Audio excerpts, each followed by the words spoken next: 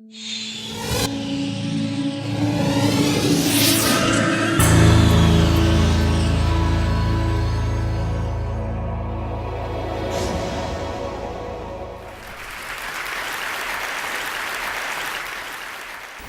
do you explain when things don't go as we assume? Or better, how do you explain when others are able to achieve things that seem to defy all of the assumptions?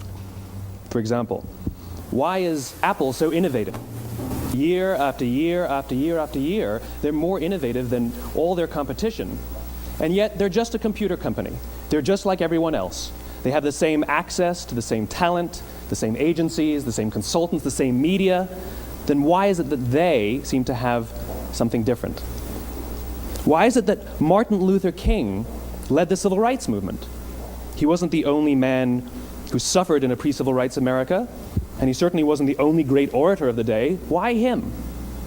And why is it that the Wright brothers were able to figure out controlled powered manned flight when there were certainly other teams who were better qualified, better funded, and they didn't achieve powered manned flight, and the Wright brothers beat them to it?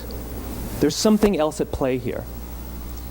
About 3.5 years ago, I made a discovery, and this discovery profoundly changed my view on how I thought the world worked, and it even profoundly changed the way in which I operate in it. As it turns out, there's a pattern. As it turns out, all the great and inspiring leaders and organizations in the world, whether it's Apple or Martin Luther King or the Wright brothers, they all think, act, and communicate the exact same way, and it's the complete opposite to everyone else. All I did was codify it. And it's probably the world's simplest idea. I call it the golden circle.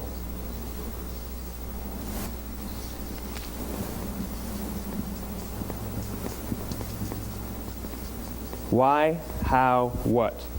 This little idea explains why some organizations and some leaders are able to inspire where others aren't. Let me define the terms really quickly. Every single person, every single organization on the planet knows what they do, 100%. Some know how they do it, whether you call it your differentiating value proposition or your proprietary process or your USP. But very, very few people or organizations know why they do what they do. And by why, I don't mean to make a profit. That's a result. It's always a result. By why, I mean what's your purpose? What's your cause? What's your belief? Why does your organization exist? Why do you get out of bed in the morning? And why should anyone care? Well, as a result, the way we think, the way we act, the way we communicate is from the outside in. It's obvious. We go from the clearest thing to the fuzziest thing. But the inspired leaders and the inspired organizations, regardless of their size, regardless of their industry, all think, act, and communicate from the inside out. Let me give you an example. I use Apple because they're easy to understand and everybody gets it. If Apple were like everyone else, a marketing message from them might sound like this: we make great computers. They're beautifully designed, simple to use, and user-friendly. Want to buy one? Meh. And that's how most of us communicate. That's how most marketing is done, that's how most sales is done, and that's how most of us communicate interpersonally. We say what we do, we say how we're different or how we better, and we expect some sort of behavior, a purchase, a vote, something like that. Here's our new law firm. We have the best lawyers with the biggest clients. We have, we always perform for our clients, do business with us. Here's our new car. It gets great gas mileage. It has, leather seats. Buy our car. But it's uninspiring. Here's how Apple actually communicates. Everything we do, we believe in challenging the status quo. We believe in thinking differently. The way we challenge the status quo is by making our products beautifully designed, simple to use, and user-friendly. We just happen to make great computers. Want to buy one? Totally different, right? You're ready to buy a computer from me. All I did was reverse the order of the information. What it proves to us is that people don't buy what you do, people buy why you do it. People don't buy what you do, they buy why you do it. This explains why every single person in this room is perfectly comfortable buying a computer from Apple. But we're also perfectly comfortable buying an MP3 player from Apple, or a phone from Apple, or a DVR from Apple. But as I said before, Apple's just a computer company. There's nothing that distinguishes them structurally from any of their competitors. Their competitors are all equally qualified to make all of these products. In fact, they tried. A few years ago, Gateway came out with flat screen TVs. They're eminently qualified to make flat screen TVs. They've been making flat screen monitors for years. Nobody bought one. And Dell came out with MP3 players and PDAs. And they make great quality products, and they can make perfectly well-designed products, and nobody bought one. In fact, talking about it now, we can't even imagine buying an MP3 player from Dell. Why would you buy an MP3 player from a computer company? But we do it every day. People don't buy what you do, they buy why you do it. The goal is not to do business with everybody who needs what you have. The goal is to do business with people who believe what you believe. Here's the best part. None of what I'm telling you is my opinion. It's all grounded in the tenets of biology, not psychology, biology. If you look at a cross-section of the human brain, looking from the top down, what you see is the human brain is actually broken into three major components that correlate perfectly with the golden circle. Our newest brain, our Homo sapien brain, our neocortex, corresponds with the what level. The neocortex is responsible for all of our rational and analytical thought and language. The middle two sections make up our limbic brains, and our limbic brains are responsible for all of our feelings, like trust and loyalty. It's also responsible for all human behavior, all decision-making, and it has no capacity for language. In other words, when we communicate from the outside in, yes, people can understand vast amounts of complicated information like features and benefits and facts and figures. It just doesn't drive behavior. When we communicate from the inside out, we're talking directly to the part of the brain that controls behavior, and then we allow people to rationalize it with the tangible things we say and do. This is where gut decisions come from. You know, sometimes you can give somebody all the facts and your figures, and they say, I know what all the facts and details say, but it just doesn't feel right. Why would we use that verb? It doesn't feel right. Because the part of the brain that controls decision-making doesn't control language. And the best we can muster up is, I don't know, it just doesn't feel right. Or sometimes you say you're leading with your heart or you're leading with your soul. Well, I hate to break it to you, those aren't other body parts controlling your behavior. It's all happening here in your limbic brain, the part of the brain that controls decision-making and not language. But if you don't know why you do what you do, and people respond to why you do what you do, then how will you ever get people to vote for you or buy something from you, or more importantly, be loyal and want to be a part of what it is that you do? Again, the goal is not just to sell people who need what you have. The goal is to sell to people who believe what you believe. The goal is not just to hire people who need a job. It's to hire people who believe what you believe. I always say that, you know, there's if you hire people just because they can do a job, they'll work for your money. But if you hire people who believe what you believe, they work for you with blood and sweat and tears. And nowhere else is there a better example of this than with the Wright brothers. Most people don't know about Samuel Pierpont Langley. And back in the early 20th century, the pursuit of powered man flight was like the dot-com of the day. Everybody was trying it. And Samuel Pierpont Langley had what we assume to be the recipe for success. I mean, even now, you ask people, why did your product or why did your company fail? And people always give you the same permutation of the same three things. Undercapitalized, the wrong people, bad market conditions. It's always the same three things. So let's explore that. Samuel Pierpont Langley was given $50,000 by the War Department to figure out this flying machine. Money was no problem. He held a seat at Harvard and worked at the Smithsonian and was extremely well connected. He knew all the big minds of the day. He hired the best minds money could find, and the market conditions were fantastic. The New York Times followed him around everywhere, and everyone was rooting for Langley. And how come we've never heard of Samuel Pierpont Langley? A few hundred miles away in Dayton, Ohio, Orville and Wilbur Wright. They had none of what we consider to be the recipe for success. They had no money. They paid for their dream with the proceeds from their bicycle shop. Not a single person on the Wright brothers' team had a college education, not even Orville or Wilbur. And the New York Times followed them around nowhere. The difference was Orville and Wilbur were driven by a cause, by a purpose, by a belief. They believed that if they could figure out this flying machine, it'll change the course of the world. Samuel Pierpont Langley was different. He wanted to be rich, and he wanted to be famous. He was in pursuit of the result. He was in pursuit of the riches. And lo and behold, look what happened. The people who believed in the Wright brothers' dream worked with them with blood and sweat and tears. The others just worked for the paycheck. And they tell stories of how every time the Wright brothers went out, they would have to take 5 sets of parts because that's how many times they would crash before they came in for supper. And eventually, on December 17th, 1903, the Wright brothers took flight. And no one was there to even experience it. We found out about it a few days later. And further proof that Langley was motivated by the wrong thing, the day the Wright brothers took flight, he quit. He could have said, "That's an amazing discovery, guys, and I will improve upon your technology." But he didn't.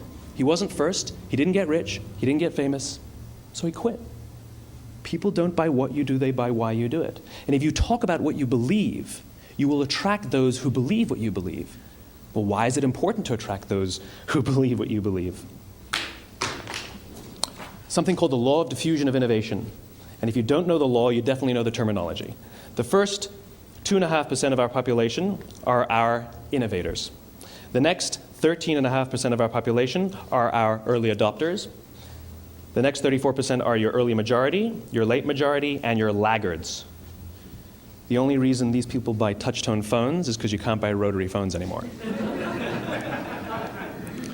We all sit at various places at various times on the scale, but what the law of diffusion of innovation tells us is that if you want mass market success or mass market acceptance of an idea, you cannot have it until you achieve this tipping point between 15 and 18% market penetration, and then the system tips. And I love asking businesses, what's your conversion on new business? And they love to tell you, oh, it's about 10%, proudly. Well, you can trip over 10% of the customers. We all have about 10% who just get it. That's how we describe them, right? That's like that gut feeling, oh, they just get it. The problem is, how do you find the ones that just get it before you're doing business with them versus the ones who don't get it? So it's this here, this little gap, that you have to close, as Geoffrey Moore calls it, crossing the chasm. Because you see, the early majority will not try something until someone else has tried it first. And these guys, the innovators and the early adopters, they're comfortable making those gut decisions. They're more comfortable making those intuitive decisions that are driven by what they believe about the world, and not just what product is available. These are the people who stood online for 6 hours to buy an iPhone when they first came out, when you could have just walked into the store the next week and bought one off the shelf. These are the people who spent $40,000 on flat-screen TVs when they first came out, even though the technology was substandard. And by the way, they didn't do it because the technology was so great. They did it for themselves. It's because they wanted to be first. People don't buy what you do, they buy why you do it. And what you do simply proves what you believe. In fact, people will do the things that prove what they believe. The reason that person bought the iPhone in the first 6 hours, or stood in line for 6 hours, was because of what they believed about the world and how they wanted everybody to see them. They were first. People don't buy what you do, they buy why you do it. So let me give you a famous example, a famous failure and a famous success of the law of diffusion of innovation. First, the famous failure. It's a commercial example. As we said before a second ago, the recipe for success is money and the right people and the right marketing conditions, right? You should have success then. Look at TiVo. From the time TiVo came out about 8 or 9 years ago to this current day, they are the single highest quality product on the market. Hands down, there is no dispute. They were extremely well funded. Market conditions were fantastic. I mean, we use TiVo as a verb. I TiVo stuff on my piece of junk Time Warner DVR all the time. But TiVo is a commercial failure. They've never made money. And when they went IPO, their stock was at about $30 or $40 and then plummeted, and it's never traded above 10. In fact, I don't think it's even traded above 6, except for a couple of little spikes. Because you see, when TiVo launched their product, they told us all what they had. They said, we have a product that pauses live TV, skips commercials, rewinds live TV, and memorizes your viewing habits without you even asking. And the cynical majority said, we don't believe you, we don't need it, we don't like it, you're scaring us. What if they had said, if you're the kind of person who likes to have total control over every aspect of your life, boy, do we have a product for you. It pauses live TV, skips commercials, memorizes your viewing habits, etc., etc. People don't buy what you do, they buy why you do it, and what you do simply serves as the proof of what you believe. Now let me give you a successful example of the law of diffusion of innovation. In the summer of 1963, 250,000 people showed up on the Mall in Washington to hear Dr. King speak. They sent out no invitations, and there was no website to check the date. How do you do that? Well, Dr. King wasn't the only man in America who was a great orator. He wasn't the only man in America who suffered in a pre-civil rights America. In fact, some of his ideas were bad. But he had a gift. He didn't go around telling people what needed to change in America. He went around and told people what he believed. I believe, I believe, I believe, he told people. And people who believed what he believed took his cause and they made it their own, and they told people. And some of those people created structures to get the word out to even more people. And lo and behold, 250,000 people showed up on the right day, on the right time to hear him speak. How many of them showed up for him? 0. They showed up for themselves. It's what they believed about America that got them to travel on a bus for 8 hours to stand in the sun in Washington in the middle of August. It's what they believed, and it wasn't about black versus white. 25% of the audience was white. Dr. King believed that there were 2 types of laws in this world, those that are made by a higher authority and those that are made by man. And not until all the laws that are made by man are consistent with the laws that are made by the higher authority will we live in a just world. It just so happens that the civil rights movement was the perfect thing to help him bring his cause to life. We followed him not for him, but for ourselves. And by the way, he gave the I have a dream speech, not the I have a plan speech. Listen to politicians now with their comprehensive 12-point plans. They're not inspiring anybody. Because there are leaders and there are those who lead. Leaders hold a position of power or authority, but those who lead inspire us. Whether they're individuals or organizations, we follow those who lead not because we have to, but because we want to. We follow those who lead not for them, but for ourselves. And it's those who start with why that have the ability to inspire those around them or find others who inspire them. Thank you very much.